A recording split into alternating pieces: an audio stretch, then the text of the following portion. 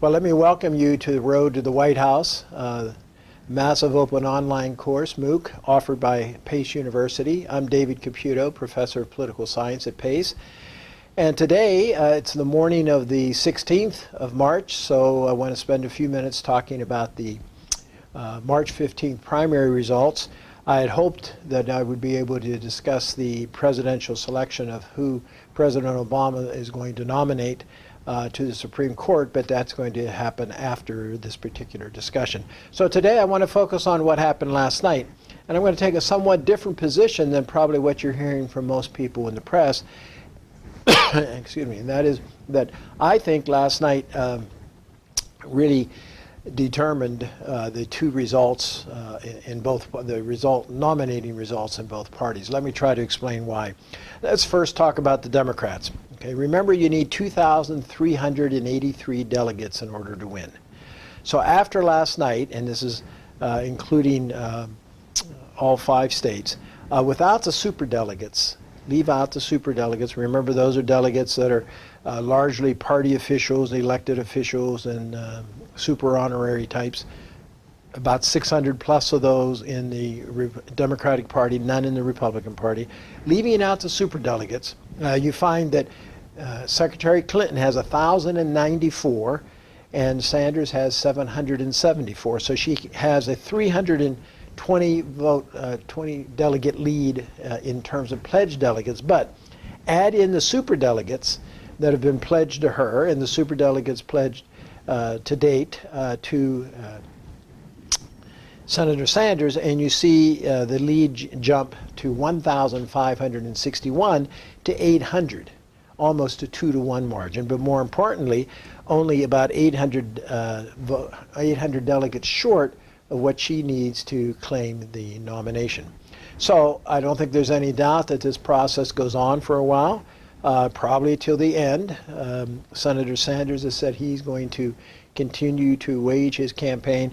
I think, however, as his followers begin to realize that his path is increasingly steep and increasingly, I would argue, impossible, barring something unforeseen, such as major scandal or the emails coming back to haunt Mrs. Hinton for the 3rd, 4th, or 5th time, or worse, there's indictments associated with the investigation.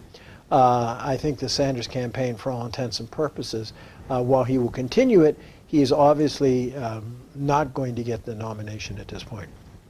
So let's just, again, a little bit more on the delegate math. Last night in Illinois, a narrow victory for Secretary Clinton. She gets 66, he gets 64. Okay, Florida, a major win for Mrs. Clinton. 124 delegates for her, 60 for Sanders. Missouri, still waiting final calculations. Ohio, very close, but 3-2, 75 to 54 in terms of delegates. North Carolina, a good win for Secretary Clinton. She gets 59 to 42. So just do the math. Just reverse those numbers going forward. If they run the same, and Sanders is even able to run the rest, unless he wins by a much more decisive margin than he's won, or by even a more decisive margin than Mrs. Clinton has won, he will not pick up enough delegates because of the proportionality. So I think, so then the question becomes, all right, what about the upcoming large states? Well, clearly the big prize is California on June 7th, but remember, it's proportional. So even if he wins 60-40, he's only going to get, Mrs. Clinton will end up with well over 100 delegates in that state. So I just think it's very difficult. New Jersey, 126, Pennsylvania, 189, Washington, 101, New York State, 247. All of those states, even if Sanders were to run very well, he's still not going to run better than 60%. I'd be very surprised if he did. He needs to run 3-1, 4-1. Not going to happen, barring something unforeseen. So I would argue at this point that the path for Sanders is very difficult to perceive looking ahead. So what does Mrs. Clinton do? I think she did exactly the right thing last night, and that is to to say she's prepared for a long haul. Remember, she stayed in the race against Barack Obama much later, almost to the very end of the nominating process in 2008, and she was closer in terms of delegates than Sanders is. Now, the only thing that could change this, in addition to the things I've mentioned, would be if the superdelegates, for one reason or another, began to change their allegiance. I can see no reason why they would do that, barring some extraneous matter at this point. So if you live in one of the later states coming up, you still can feel the burn, but I would argue you're not going to get quite as burned by it as you had the chance earlier.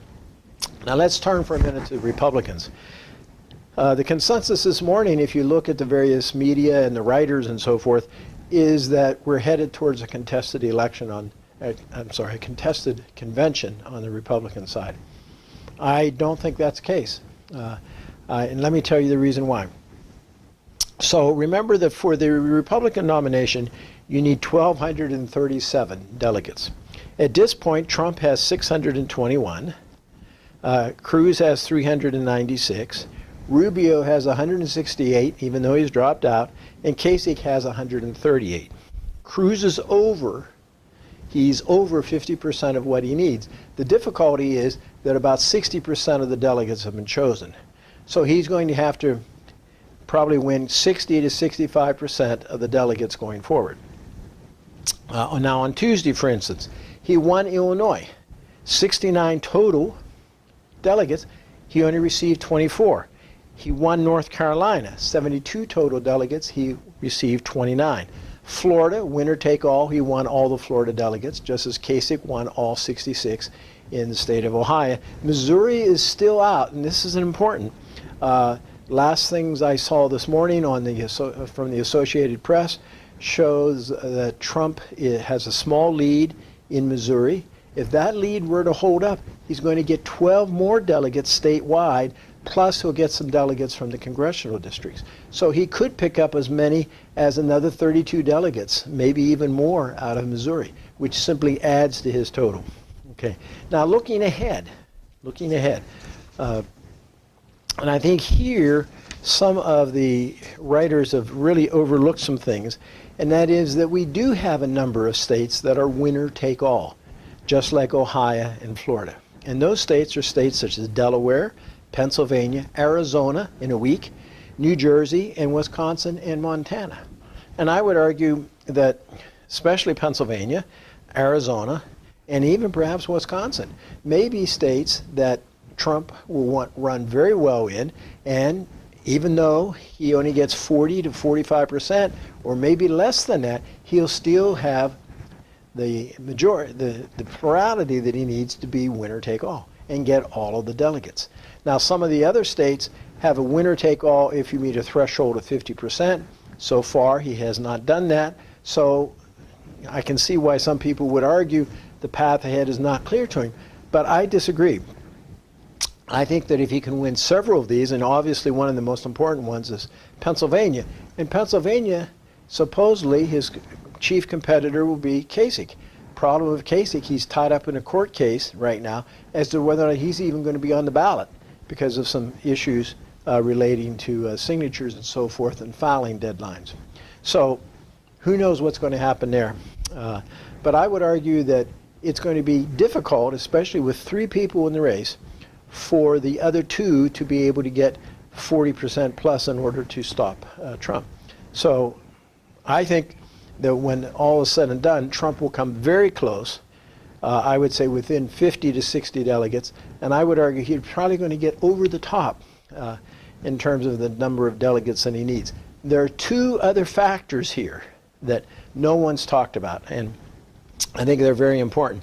One is you have to also look at where the delegates for the nominees who have dropped out have gone. So let's take, for instance, Rubio. Rubio's at 168. Now, where did those delegates go? Rubio's not going to be put in nomination, so those 168 delegates, in most cases, are free to go to whomever they want to.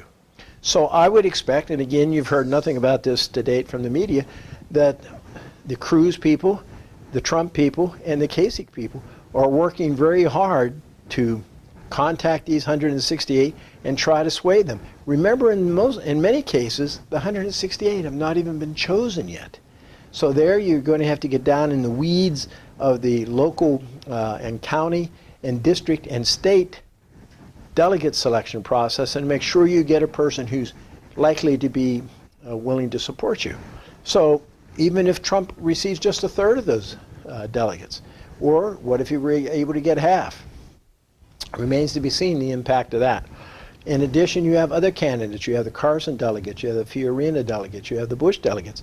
Now remember that there's not an automatic guarantee that the person that they supported will be able to dictate where they go. So I would expect to see in the coming weeks, it would be very interesting to be one of those delegates, to see how often your phone would ring, to see how many times you get visited by representatives of the candidates, and perhaps even get a phone call or two from the candidate who's trying to convince you. So that's the first thing then as to why I think Trump has a very good chance of winning. In fact, we'll have the nominations sewn up before the election, is just the electoral outcome in the states to come. Second, is there enough delegates sloshing around in this system that they could also provide the margin that he needs? And the third is, for lack of a better term, you could have a brokered convention before the convention. You'd have a brokered nomination. What if Trump were to offer Kasich the vice presidency? What would that mean? What if he offered the vice presidency to Cruz as the person with the second number of electoral college votes? All sorts of possibilities here. But I would argue, and remember, what is Mr. Trump's, one of his key sayings? It's all about the deal. And he's capable of making a good deal. So it may be that he will be able to deal and reach some sort of a compromise either with the party or with specific candidates to get the nomination before going to the convention. Okay? So, conclusion, very hard path ahead for Bernie Sanders. Not impossible, but difficult. And I would argue you're going to see Mrs. Clinton pivot more and more towards the national election, towards taking on Trump, towards taking on the Republicans. And then the second thing in terms of the Republicans, I think Donald Trump has in fact has the best and most viable pathway to the nomination. And I think it'll be done before the convention, and I think it might even be done during the actual nominating process, not in the interim period between end of June and the July convention in Cleveland. So last night was critically important. Florida was the must state. Florida and Ohio were the two must states in order to stop Trump. They stopped him in Ohio, did not stop him in Florida. Okay? Now there's a three-person race. I don't see the dynamics changing that much. The Rubio vote, even if it's split between Cruz and Kasich, is still not enough to get either one of them past Trump, especially in the winner-take-all states. So, long story short, it's now the middle of March, and I would argue that we've reached a really decisive point in the nominating campaigns in both parties. Thank you.